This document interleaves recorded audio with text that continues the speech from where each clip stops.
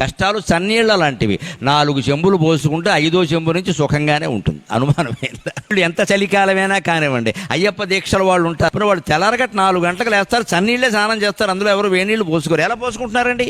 ముందు 4 చెంబులు అయ్యప్ప స్వామియే అంటారు, అయిపోయిందంతే, మొత్తం మిగిలినంత బాగానే ఉంది. అంతే, మనం అలాగే ఉండాలి. కష్టాలంతే, ముందు 4 కష్టాలు భరించగలిగితే తర్వాత ఆ కష్టం కూడా సుఖంగానే ఉంటుంది. ఎప్పుడూ కష్టాలు ఎక్కువ వస్తున్నాయంటే యువతరం ఒకలా ఆలోచించాలి. బాగా వాతావరణం ఉక్కబోస్తోంది అంటే వర్షం కురుస్తుంది ఖచ్చితంగా. వేసిన సెగ్గడ్డ ఉక్కబోస్తుందంటే వర్షం వస్తుంది. సెగ్గడ్డ ఇక్కడ వేసిన కురుపు బాగా సలుపుతోంది అంటే సంతోషించాలి, పగిలిపోతుంది అన్నమాట. అది బాగా ఉక్కబోస్తోంది అంటే వర్షం వస్తుంది. అంతేకాదు, వేడి నీళ్ల కోసం అంటించిన కట్టెల పొయ్యి నుంచి బాగా పొగ వస్తుంది అంటే వెంటనే జ్వాల వస్తుంది ఖచ్చితంగా.